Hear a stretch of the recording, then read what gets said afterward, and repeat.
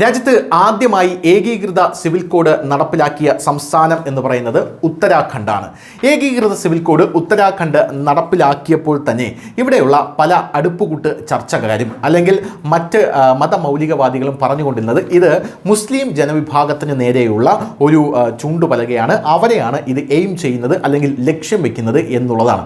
എന്നാൽ ഏകീകൃത സിവിൽ കോഡിൽ പണി കിട്ടിത്തുടങ്ങുന്ന ആൾക്കാരുടെ ഒരു ലിസ്റ്റ് ഇപ്പോൾ പുറത്തു വന്നിട്ടുണ്ട്.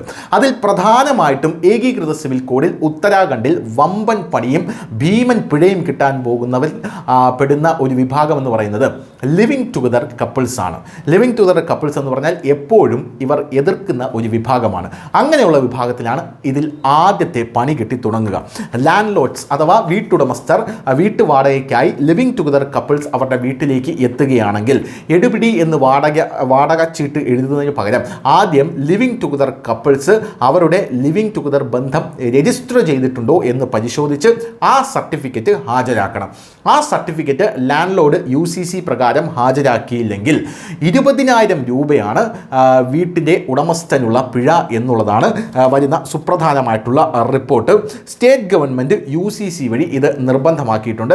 രണ്ടാമത് എല്ലാ ലിവിങ് റിലേഷൻഷിപ്പും എന്തായാലും രജിസ്റ്റർ ചെയ്തിരിക്കണം എന്നുള്ളതാണ് UCC വഴി പറയുന്ന വേറൊരു പ്രധാനപ്പെട്ട നിയമം എന്ന് പറയുന്നത്. ലിവിങ് ടുഗദർ കപ്പിൾസിന് ഇനി ഒരുമിച്ച് ഒരു വീട്ടിൽ വിവാഹം ഒന്നും രജിസ്റ്റർ ചെയ്യാതെ താമസിക്കാൻ കഴിയില്ല. അങ്ങനെയാണെങ്കിൽ നിങ്ങൾ ലിവിങ് കപ്പിൾസായി UCC പ്രകാരം രജിസ്റ്റർ ചെയ്തിരിക്കണം എന്നാണ് പറയുന്നത്. ലാൻഡ് ലോഡ്സ് ഈ രജിസ്റ്റർ ചെയ്ത ആ സർട്ടിഫിക്കറ്റ് മേടിച്ച് വയ്ക്കണം. വാടക കരാർ അന്തിമമാക്കുന്നതിന് മുമ്പ് ഭൂവുടമ ഈ സർട്ടിഫിക്കറ്റ് പരിശോധിച്ചിരിക്കണം. UCC റൂള് 28C പ്രകാരം ആണിത്. ഇല്ലെങ്കിൽ പിഴ 20,000 ആണ്. ഇനി ലിവിങ് റിലേഷൻ രജിസ്ട്രേഷൻ ഫീ എന്ന് പറയുന്നത് 500 രൂപയാണ്. ഇതിന് ഡിലേ വരുത്തിയാൽ, അതായത് ഒരു മാസത്തിനകം നിങ്ങളുടെ ബന്ധം ലിവിങ് റിലേഷൻ ബന്ധം രജിസ്റ്റർ ചെയ്തില്ലെങ്കിൽ 1000 രൂപ പിഴയാണ്. ബന്ധം ഒഴിയാനും രജിസ്ട്രേഷൻ ഫീസ് ഉണ്ട്, അതിനും 500 രൂപയാണ്.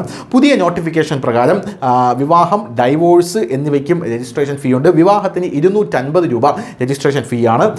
തത്കാൽ സർവീസിന്, അതായത് വിവാഹം കഴിഞ്ഞ് 3 ദിവസത്തിനകം മാരേജ് സർട്ടിഫിക്കറ്റ് കിട്ടണമെങ്കിൽ 2500 രൂപയും, രജിസ്റ്റർ ചെയ്യാതെ കല്യാണം കഴിച്ചാൽ 10,000 രൂപ പിഴയുമാണ് ഇപ്പോൾ ഉത്തരാഖണ്ഡിൽ വന്നിരിക്കുന്ന പുതിയ നിയമങ്ങൾ. News desk, news India Malayalam.